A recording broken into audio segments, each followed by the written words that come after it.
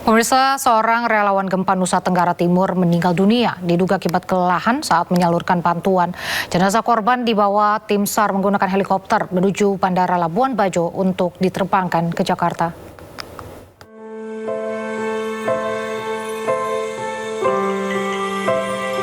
Jenazah Ahmad Zaki, 41 tahun, dibawa dengan helikopter Basarnas BNPB dari Riau menuju Bandara Komodo Labuan Bajo untuk diterbangkan ke Jakarta.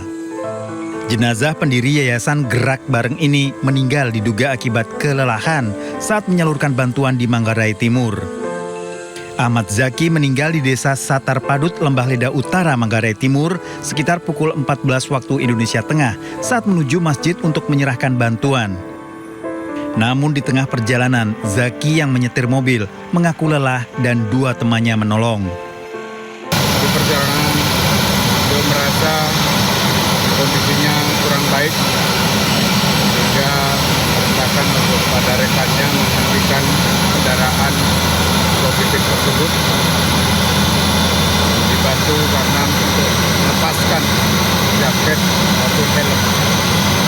Dalam kondisi tersebut rekannya membantu, namun korban tidak sadarkan diri dan dibawa ke puskesmas terdekat yaitu di Dempak.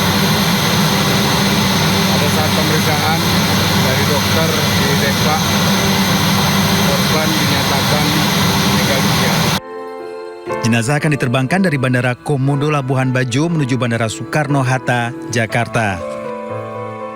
Tim Liputan iNews melaporkan. Puluhan mobil ambulans mengiringi jenazah relawan gempa Nusa Tenggara Timur, Ahmad Zaki Ali, yang dimakamkan di TPU Sukabumi Selatan, Kebonjeruk, Jakarta Barat pada Sabtu malam. Sebelumnya, almarhum meninggal dunia saat menyalurkan bantuan gempa di Manggarai, Nusa Tenggara Timur.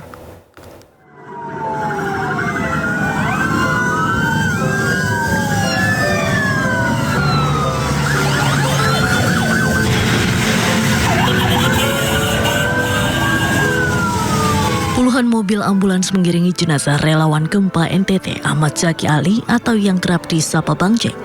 Almarhum dimakamkan di TPU Sukabumi Selatan, Kebonjeruk, Jakarta Barat pada hari Sabtu. Pemakaman dilakukan pada Sabtu sore menjelang maghrib setelah sebelumnya tiba terlebih dahulu di Jakarta. Dari Bandara Soekarno-Hatta, jenazah almarhum kemudian diserahkan kepada keluarga dan dibawa menuju rumah duka di Jakarta Barat.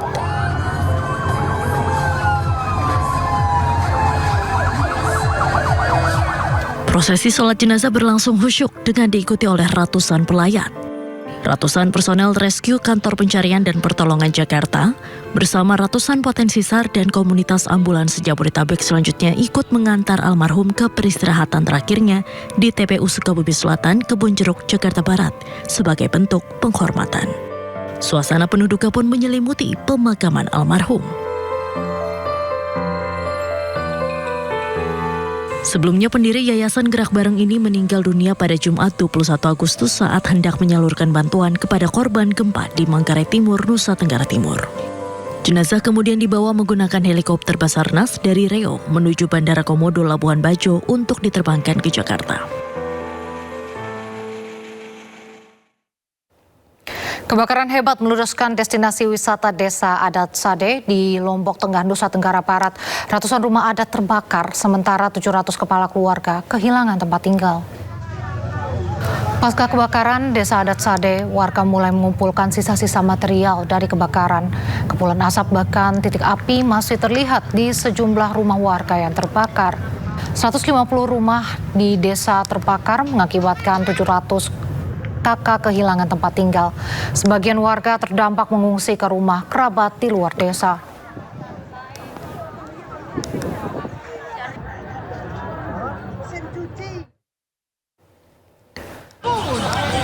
Sebelumnya, pemirsa, kebakaran meludeskan destinasi wisata Desa Adat Sade, Lombok Tengah yang terjadi pada Sabtu malam.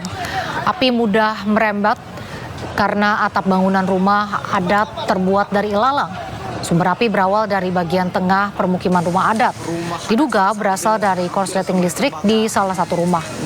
Warga berharap bantuan pemerintah untuk memulihkan kondisi Desa Adat Sade pasca kebakaran ini.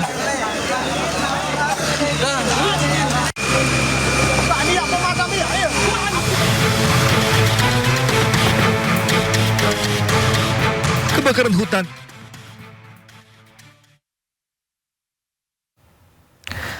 Pemirsa, 14 tahun belum mengalami penyesuaian. Gubernur Jakarta Pramono Anung belum memutuskan kenaikan tarif parkir kendaraan roda 4 di Jakarta. Pramono menekankan proses penentuan tarif baru tidak dilakukan secara terburu-buru.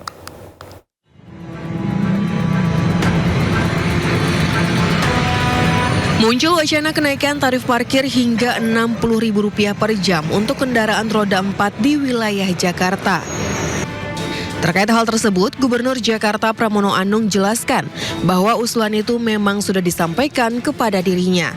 Namun hingga kini ia belum mengambil keputusan terkait rencana kenaikan tarif parkir tersebut. Pramono juga jelaskan pembahasan mengenai tarif parkir juga tengah dilakukan Panitia Khusus Perparkiran DPRD Provinsi DKI Jakarta. Sudah ada usulan untuk revisi mengenai tarif parkir. Secara jujur saya menyampaikan sampai hari ini saya belum memutuskan. Karena keputusan untuk menaikkan tarif parkir adalah kewenangan gubernur. Walaupun kemudian seperti diketahui teman-teman sekalian, DPRD Provinsi DKI Jakarta juga ada pansus tentang perparkiran. Beberapa usulan sudah disampaikan. Dan memang di Jakarta ini sudah lebih hampir 14 tahun tarif parkir belum pernah naik atau disesuaikan. Tapi saya belum memutuskan sampai dengan hari ini. Sebelumnya tarif parkir di Jakarta diusulkan mengalami penyesuaian, di mana untuk motor tarif yang tengah dibahas kisaran Rp3.000 hingga Rp15.000 per jam. Sementara untuk mobil diusulkan rentang Rp6.000 hingga Rp60.000 per jam. Rasa trauma yang besar, ribuan pengungsi memilih bertahan di posko pengungsian. Sejak awal mengungsi, mereka belum berani pulang ke rumah masing-masing.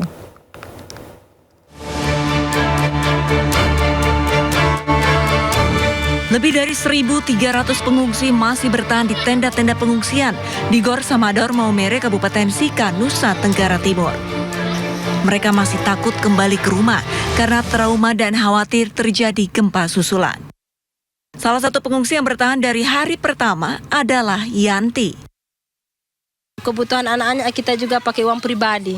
Makanya kita ke sana ke sini jual ikan, pagi pulang pulang sore, kadang pulang malam karena kita di pasar sana sampai jam 10 malam.